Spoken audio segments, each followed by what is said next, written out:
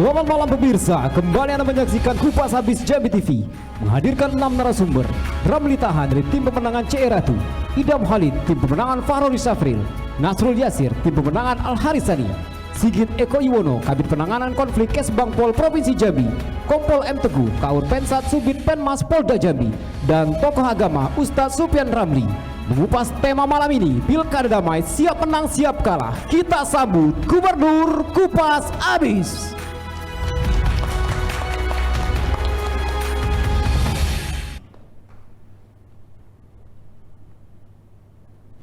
Pemirsa Jambi TV, acara ini didukung oleh Jambi Independen, Jambi Express, Bungo Televisi, IMC News ID, dan Kenali.co, serta di radio. Pemirsa, masa kampanye Pilkada Serempak besok akan berakhir dan kita akan memasuki masa tenang. Perjalanan panjang semua komponen yang terlibat dalam Pilkada Serempak tahun ini telah dilalui. Nah, semua pihak tentunya menginginkan Pilkada di Provinsi Jambi berlangsung dengan damai dan aman. Nah, ini baru bisa terwujud ketika semua komponen bisa menerima siap kalah dan siap menang. Untuk mewujudkan itu tentunya akan tercapailah keinginan kita bahwa Pilkada Jambi berlangsung secara damai. Nah, untuk kita langsung saja ke narasumber. Untuk membahas itu, kita resmen ulang dulu perjalanan kandidat paslon 1, 2, 3, dan 4. Kita beri kesempatan dulu kepada Bapak Ramli Taha. Beliau adalah Ketua Badan Pemenang Pemilu Partai Golkar yang juga salah satu tim koalisi partai nomor 1. Silakan.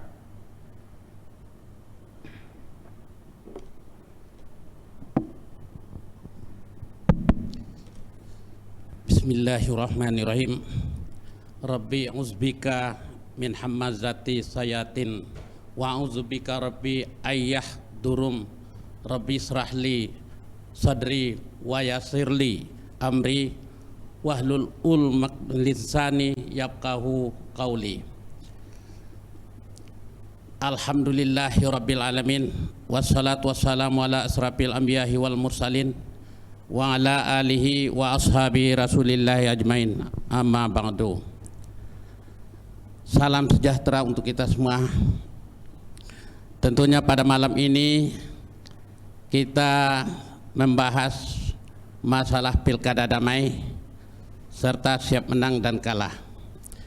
Berbicara tentang Pilkada, tentu ini merupakan agenda dari pemerintah secara nasional yang mana diatur dalam Undang-Undang Pilkada nomor 22 tahun 2014 serta peraturan pemerintah pengganti Undang-Undang nomor 1 tahun 2015 mengenai Pilkada.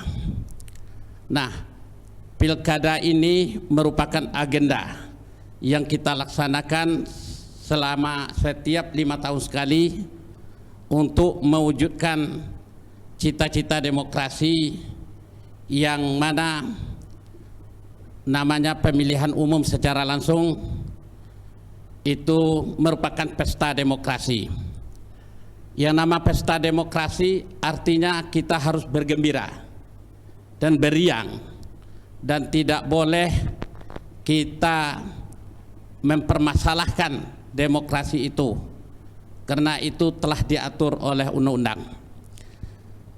Kemudian Pilkada Damai ini merupakan suatu harapan kita semua. Ya, tentu sebelum kita menuju sana, tentunya para kandidat harus damai dahulu, kemudian para tim harus damai dahulu, kemudian tentunya pada diri kita sendiri, ya, kita sendiri harus dalam hati kita ini harus damai. Nah, untuk itu maka akan terwujudlah pilkada itu damai. Nah, persoalan kalah dan menang tentunya menjadi hal yang sangat menjadi prinsip bagi kita semua. Kalau masalah menang tidak perlu kita bicarakan. Persoalan sekarang adalah apakah kita sudah siap menerima kekalahan. Nah, untuk menuju ke sana tentu harus ada proses yang harus kita ikuti dan tahapan-tahapan yang kita lalui. Nah, jika tahapan-tahapan yang kita lalui itu sudah sesuai dengan prosedur, kemudian sudah sesuai dengan ketentuan peraturan perundang-undangan, ya, terutama bagi kandidat sendiri tidak bermasalah, sebagai pelaksana pemilu itu sendiri KPU tidak bermasalah, kemudian pengawas pemilu tidak bermasalah, sehingga pilkada damai itu akan terwujud. Kemudian di samping itu tentu banyak sekali tujuan dan manfaat daripada pilkada damai. Pertama, kalau pilkada itu damai akan melahir pemimpin yang paling besar, pemimpin besar, Pak. Jadi sehingga proses demokrasi itu akan berjalan dengan baik dan tanpa masalah atau proses hukum yang kita lalui. Nah, pertanyaan bagaimana jika pilkada itu tidak damai? Yang menjadi pertanyaan ini karena ada suatu permasalahan yang terjadi, terutama konflik-konflik di dalam pelaksanaan pilkada itu sendiri. Misalnya terjadi kecurangan, terjadi money politik, terjadi permasalahan-permasalahan hukum yang sifatnya bertentangan dengan undang-undang. Nah, inilah yang akan membuat proses ini menjadi tertunda, sehingga bagi kita semua ingin menuju pilkada damai itu memang harus pertama harus kita mematuhi aturan-aturan dan ramu-ramu yang telah ditetapkan oleh pelaksana pemilu KPU dan Panwas. Di samping itu pula, dengan pilkada ini telah melahirkan tujuan akhir adalah memilih gubernur khusus Pilgub Jambi. Tentunya masyarakat diharapkan menggunakan hak pilih, ya, datang ke TPS menentukan pemilihan gubernur ke depan yang akan nantinya membawa perubahan Jambi ke depan. Nah, untuk itu saya selaku tim Direktur Kampanye 01 melihat bahwa Cik Endra dan Ibu Ratu Hajah Munawarah ini adalah harapan Jambi ke depan. Untuk bisa merubah Jambi ke depan itu ada di tangan mereka. Kedua, Ibu Hajah Ratu Munawarah itu merupakan keterwakilan perempuan, dan ibu-ibu, mak-mak, dan para kaum hawa, para bidadari-bidadari itu akan semuanya, kalau mereka nanti mengarah ke pilihan kepada keterwakilan perempuan, insya Allah Cik Ratu bisa menjadi gubernur Jambi. Di samping itu juga, kalau kita sepakat, tim kami ini ingin pilkada damai, Pak Datuk Nasrul Yasir, Pak Idham Khalid, kami ini sepakat bahwa pilkada ini harus damai, ya, tidak ada konflik. Nah, kalau untuk damai kami sepakat bahwa ibu-ibu, mak-mak, inu-inu atau para pramugari kita arahkan aja memilih Ibu Ratu Munawarah. Setuju Pak ya? Setuju. Jadi Pak Nasrul setuju dan Pak Idham setuju. Untuk itu kami akhiri untuk sementara. Wabillah wa taufiq walhidayah. Wassalamualaikum warahmatullahi wabarakatuh. Oke, baiklah, kita telah mendengar sedikit perjalanan masa kampanye tim 01 Sekarang kita beri kesempatan ke Bapak Idam Khalid, yaitu tim menangan dari Paslon 02. Silakan. Terima kasih. Assalamualaikum warahmatullahi wabarakatuh. Rekan-rekan narasumber, bahkan dari kepolisian, dari Bekas Bangpol, dan dari Kementerian Agama.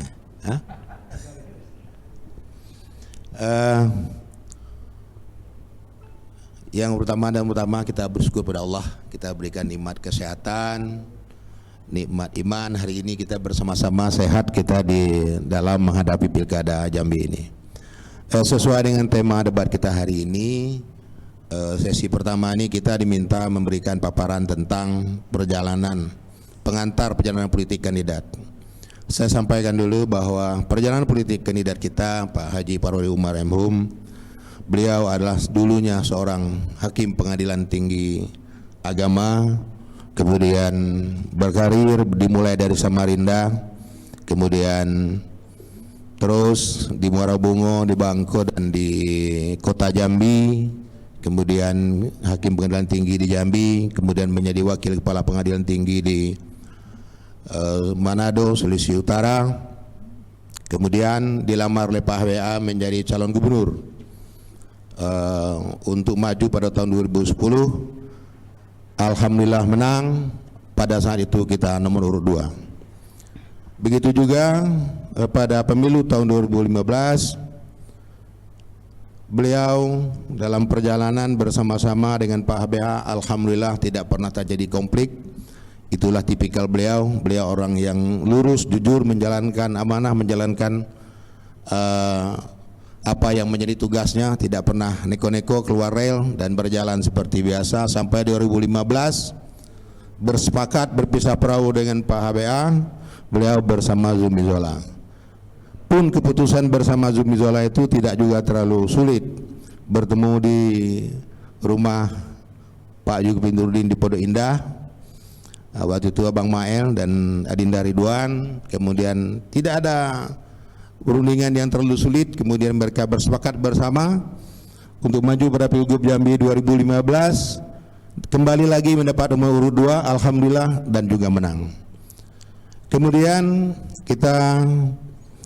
jadi beliau, alhamdulillah, kita 2 kali menjadi wakil gubernur dan salah satu gubernur dan wakil gubernur di Indonesia yang tidak pernah berselisih paham dengan gubernur.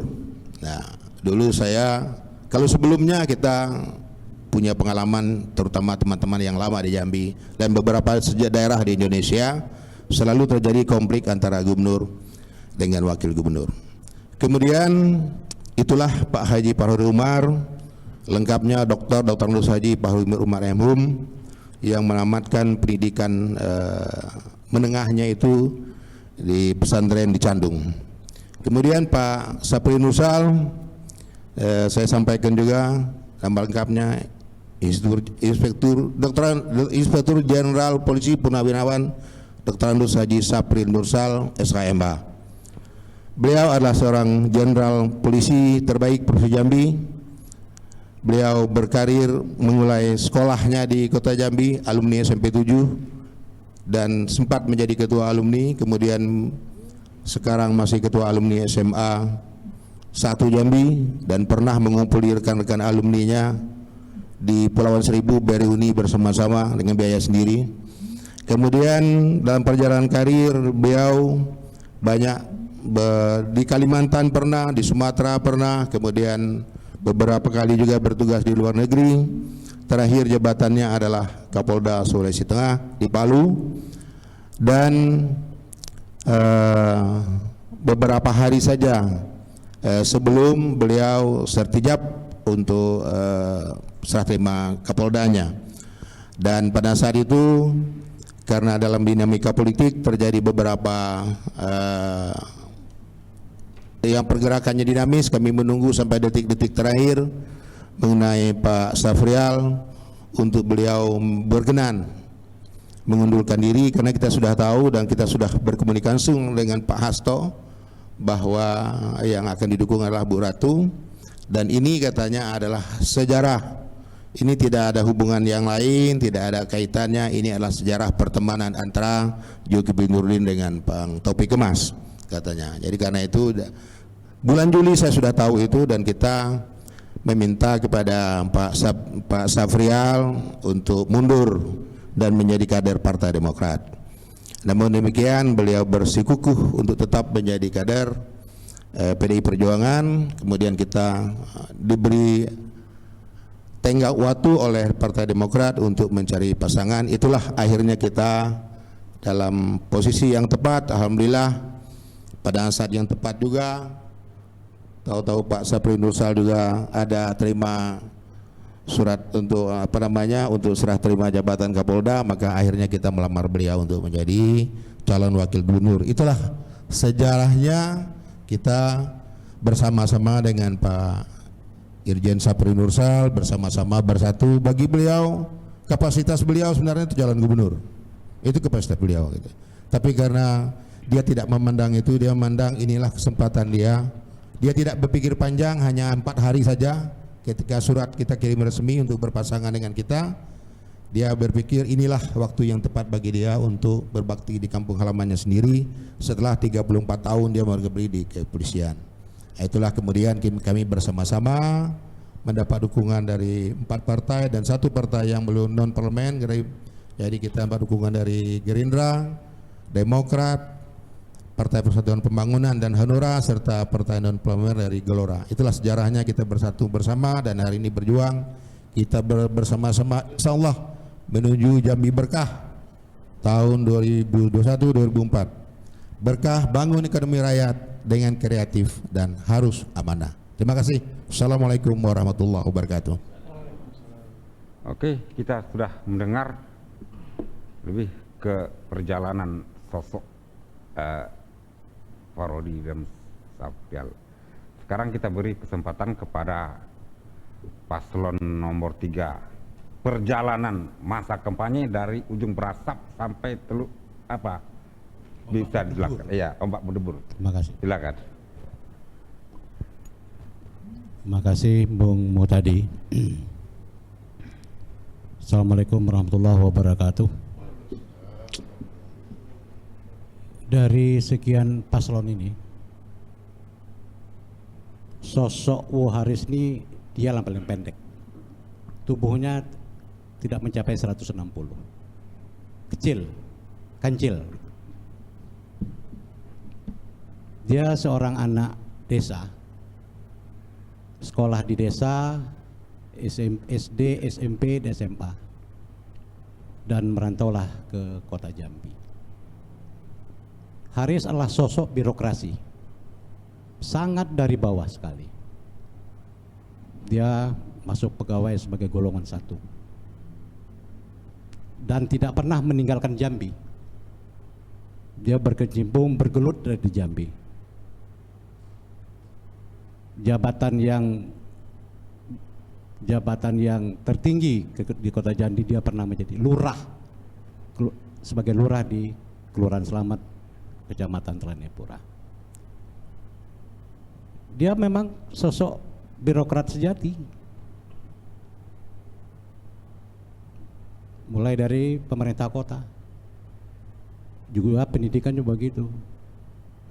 Kuliahnya di ASM di Jambi ini, di Sepenggawat. Sampai dia dapat magister hukum, sampai jadi doktor dari STPDN atau IPDN. Nah, itulah sosok Haris. Usianya 47 tahun. Termuda dari seluruh paslon 1 dan 2. Kalau dengan Pak Fahrori, angkat anak lah si Haris ini. Sebaya anak Pak Fahrori sebenarnya. Nah, inilah sosok Haris. Dia pernah menjadi bupati, pernah kepala biro, pernah jadi kabid, segala macam susunan kejabatan dia pernah dijabat. Sebagai bupati Merangin 2 periode, 2013, 2018, terus berlanjut 2 kali. Haris ini orangnya tak neko-neko. Semua orang sangat ramah, tamah. Nah, sosok ini penting, apalagi dia doktornya di dalam doktor ilmu pemerintahan. Sebagai gubernur, dia sudah cocok untuk mengelola pemerintahan Provinsi Jambi. Bayangkan saja, merangin saja dua periode. Gitu. Ini sebagai cikal bakal seorang pemimpin provinsi harus begitu. Dia tahu betul seluk-beluk pemerintahan ini, ketatanegaraan. Dia tidak akan bicara sembarangan tentang pemerintahan, karena dia ada doktor ilmu pemerintah. Nah, ini yang perlu kita berikan apresiasi sebagai sosok yang muda, milenial, punya talenta, ke dapur ayo, masak ayo, semuanya dilakoni dengan penuh ramah tamah. Nah, inilah Bapak sekalian, para narasumber, pada kesempatan ini karena beliau sebagai calon gubernur dengan nomor urut 3 dengan tagline-nya mantap. Sementara itu dulu Bung Muhtadi. Kalau ada pertanyaan lain nanti kita lanjutkan. Terima kasih. Nanti baru kita bertanya. Ya. Tadi kita sudah mendengar, tapi lebih sosok 3 narasumber itu lebih menceritakan sosok calon tadi. Nah, sekarang kita beralih ke masalah keamanan.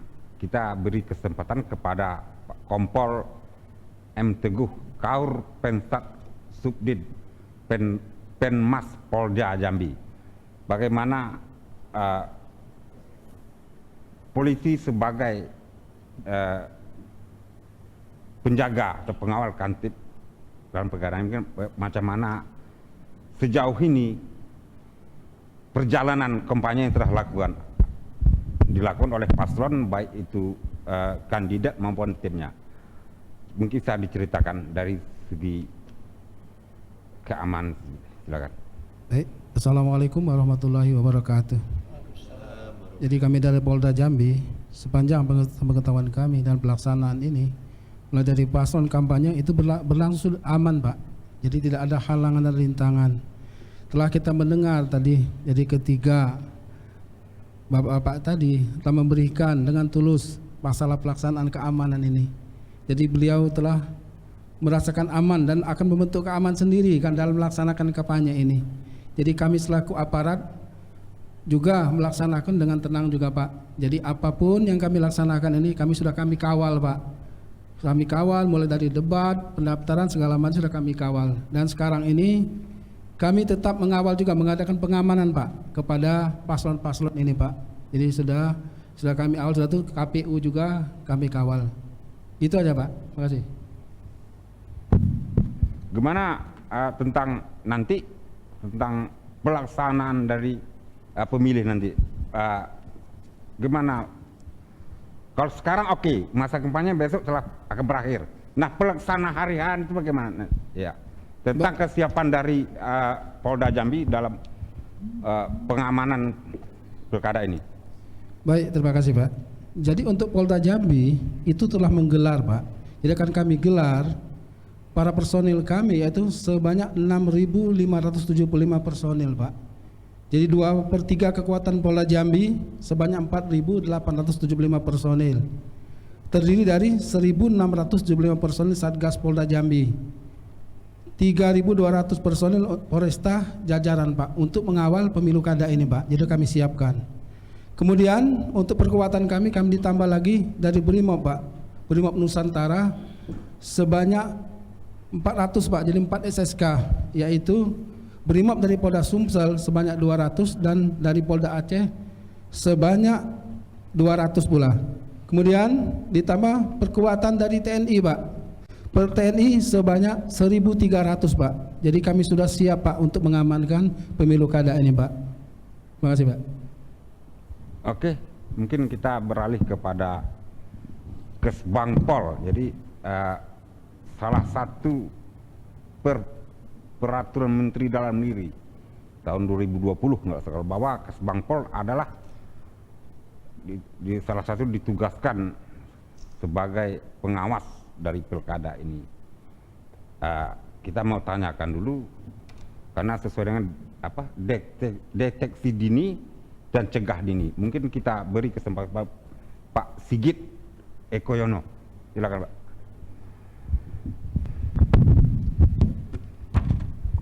Terima kasih Pak Muhtadi, kami manggilnya Pak Dape sehari-hari. Jadi sesuai dengan tupoksi Kesbangpol Pak Muhtadi, bahwa peran tugas pokok dan fungsi Kesbangpol di dalam pelaksanaan pilkada terutama adalah antara lain, yang pertama membantu kelancaran pelaksanaan tugas dari Bawaslu dan KPU. Jadi ada semacam support dari pemerintah daerah melalui Badan Kesbangpol Provinsi Jambi dalam rangka membantu kelancaran pelaksanaan tugas-tugas KPU dan Bawaslu. Yang kedua, Kesbangpol juga melakukan pendidikan politik pemilih, baik itu pemilih pemula, pemilih perempuan, dan seterusnya, sehingga diharapkan tingkat partisipasi pemilih itu tinggi. Sebagaimana kita tahu, pemilu terakhir kita sangat berbahagia, bergembira, dan karena apa? Karena tingkat partisipasi pemilih cukup tinggi. Mudah-mudahan untuk pilkada ini juga terjadi hal yang sama, bahkan kalau mungkin lebih meningkat, meskipun di tengah-tengah pandemi COVID-19, tanpa melupakan tujuan daripada pilkada itu sendiri. Nah, langkah-langkah yang kita lakukan antara lain, Pak Muhtadi, yang pertama kita betul, sebagaimana Pak Muhtadi katakan tadi, kita melakukan kegiatan deteksi dini dan cegah dini bekerjasama dengan unsur-unsur intelijen yang ada di Provinsi Jambi, baik TNI, Polri, ya, Kejaksaan, kemudian instansi lain yang ada unsur intelijennya yang tergabung di dalam Kominda, Komite Intelijen Daerah, yang dikomandoi oleh Kabinda dalam hal ini. Kemudian kita juga forum di Kesbangpol ada namanya Tim Pemantau Perkembangan Situasi Politik Daerah, di mana anggotanya juga lintas sektor, lintas instansi, baik OPD maupun instansi vertikal di daerah, yang tugasnya juga hampir sama, melakukan kegiatan deteksi dini dalam rangka mendengarkan denyut nadi sampai ke tingkat bawah, hal-hal yang berpotensi menimbulkan konflik untuk dieliminir sedini mungkin, tidak menjadi konflik terbuka. Tentu kegiatan ini bersifat tertutup, yang rekomendasinya kita sampaikan kepada kepala daerah dan instansi terkait untuk ditindaklanjuti sesuai dengan kewenangan dan tugas masing-masing tanpa overlap. Itu yang di tingkat instansi pemerintah. Kemudian kita juga melibatkan pemberdayaan masyarakat melalui berbagai forum. Kita punya yang namanya FKUB, ini Bapak Kiai tentu sangat intens ya, di dalam namanya FKUB, Forum Kerukunan Umat Beragama, yang anggotanya terdiri dari para utusan agama-agama yang ada di Provinsi Jambi yang diakui oleh pemerintah. Ada unsur-unsurnya. Hal itu untuk mencegah seandainya terjadi potensi konflik antar maupun intern agama. Kemudian ada Forum Pembauran Kebangsaan, FPK, sebagaimana kita tahu ya, NKRI, Bhinneka Tunggal Ika itu sudah menjadi harga mati. Nah, Provinsi Jambi ini tentu terdiri dari berbagai macam suku bangsa yang ada di Indonesia. Nah, mereka ya dengan prinsip di mana bumi dipijak, di situ langit dijunjung, tentu membaur di dalam FPK itu utusan dari berbagai suku-suku bangsa yang ada di Provinsi Jambi. Kemudian yang berikutnya kita punya Forum Kewaspadaan Dini Masyarakat, FKDM, yang unsurnya di sana ada tokoh agama, tokoh adat, tokoh pendidikan, kemudian tokoh pemuda dan tokoh masyarakat. Kita juga melakukan deteksi dini, ya. Di sana ada perwakilan Muhammadiyah, ada perwakilan NU, ada perwakilan lembaga adat, ada perwakilan Majelis Ulama Indonesia, Universitas Jambi, IAIN atau UIN dan seterusnya. Karena mereka yang punya jaringan sampai ke bawah. Nah, itu beberapa lembaga antara lain atau forum-forum yang ada di bawah koordinasi Kesbangpol, dan kita juga melakukan pemantauan bukan hanya saat kampanye, tetapi kita jauh sebelum itu kita sudah melakukan kegiatan deteksi dari saat sebelum pencalonan, kemudian pencalonan, penetapan sesuai dengan tahapan-tahapan yang telah ditetapkan oleh KPU. Bahkan nanti kegiatan ini bisa sampai pasca pelantikan calon atau paslon terpilih, Pak Mutadi. Jadi kegiatan-kegiatan itu memang lebih banyak tertutup karena sifatnya deteksi dini, tetapi hasil deteksi kita rekomendasikan kepada kepala daerah dan instansi terkait untuk menjadi bahan masukan untuk ditindaklanjuti sehingga tidak terjadi konflik terbuka. Sejauh ini berdasarkan pengamatan dan pantauan kita, alhamdulillah proses pilkada, baik pilgub maupun pilbub atau pilwako seprovinsi Jambi berlangsung dengan aman, lancar, damai, tertib. Ya, dan mudah-mudahan ini berlanjut sampai ke tahap pemungutan suara, penghitungan, penetapan, dan pelantikan nanti. Memang ada beberapa titik-titik rawan yang perlu mendapat perhatian lebih. Contoh nanti di saat penghitungan suara atau pencoblosan, penghitungan, dan penetapan. Ini kita perlu cermati bersama, jangan sampai terjadi kecurangan-kecurangan oleh oknum. Ya, oknum. Saya yakin kalau dari ketiga pasangan calon, ini tadi sudah kita dengar bersama, sama niatnya baik. Kita mencari yang terbaik, ya kan? Mencari yang terbaik dan sudah sepakat untuk damai. Karena apa? Ini agenda 5 tahunan yang akan terus berulang setiap 5 tahun sesuai ketentuan undang-undang.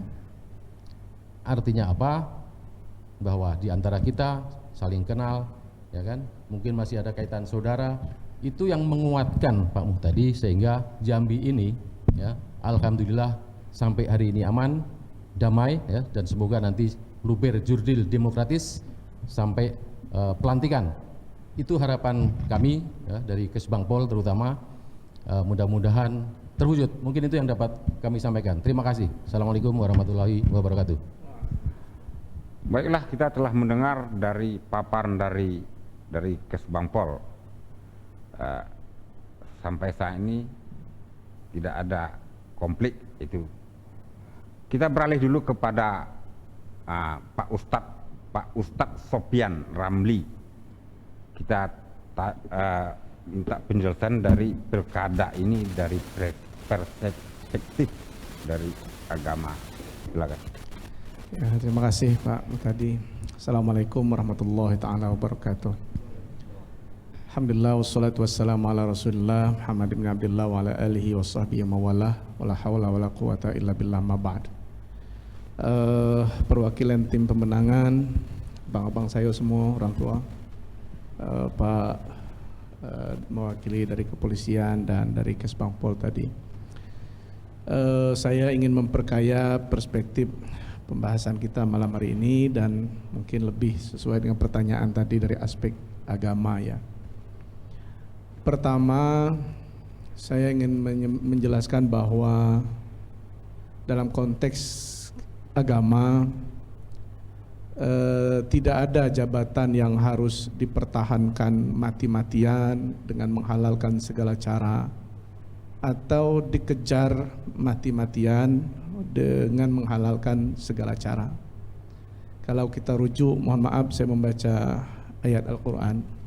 Allah sebutkan qulillahumma malikal mulki tu'til mulka man tasya.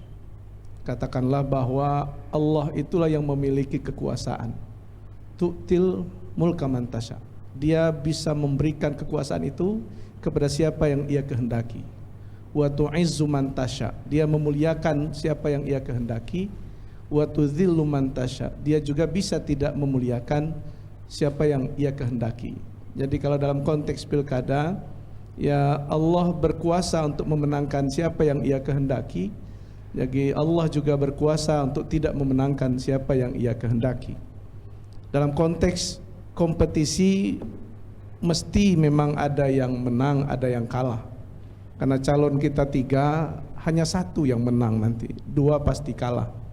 Ya umumnya kita itu nyebut siap menang senang hati itu, tapi nyebut siap kalah itu agak berat sebenarnya ya. Tetapi itulah realitanya ya. Memang harus siap menang, siap kalah ya, itu 1. Yang kedua, seperti yang Pak Kesbang Pol katakan tadi, sebenarnya dalam sistem demokrasi kita ini adalah siklus 5 tahunan ya, setiap 5 tahun kita ketemu. Oleh karena itu ya bagi terutama grassroots ya, kalau bagi tim pemenang, bagi paslon pastilah berusaha dengan berkampanye dan lain-lain, mencari cara bagaimana mendapatkan suara terbanyak, itu suatu keniscayaan. Tetapi bagi grassroots gitu ya, kita lihatlah bahwa ketiga calon kita ini adalah putra-putra terbaik Jambi. Mohon maaf, ada juga putri ya, nanti marah Pak Anu. Ya, ada putra-putri terbaik Jambi, 1 ya. Yang kedua, semua juga sudah memberikan jasa yang tidak kecil ke daerah Jambi gitu ya.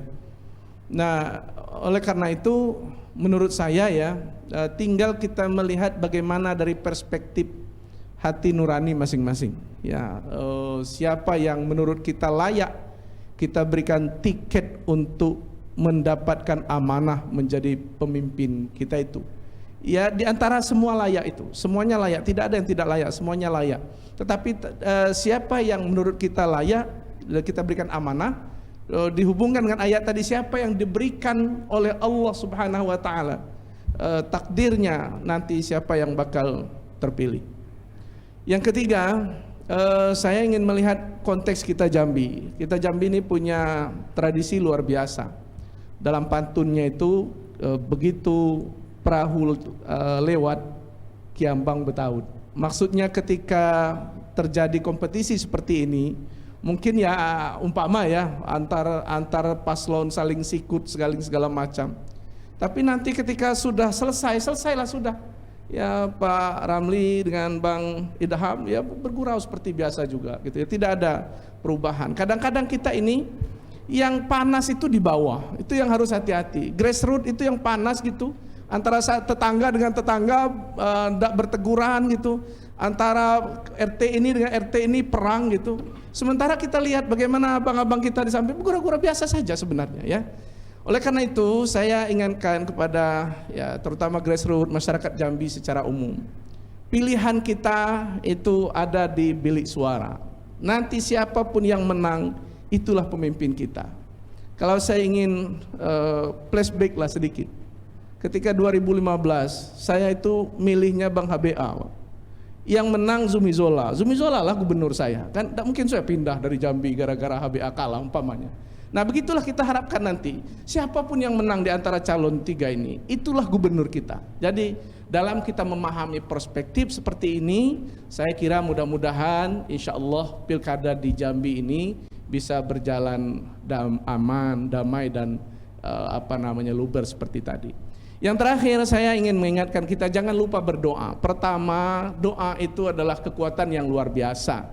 Kita doakan mudah-mudahan pilkada Jambi, baik itu gubernur, kabupaten maupun Indonesia pada umumnya, mudah-mudahan berjalan aman dan damai. Yang kedua, kita mohon mudah-mudahan karena pilkada ini dilaksanakan pada saat pandemi, mudah-mudahan insya Allah semua pemilih ya, karena sebagaimana harapan Pak Kesbang Pol tadi itu semuanya harus bisa memilih, tapi di sisi lain kita sekarang disuruh agak mengurangi kerumunan dan lain-lain gitu.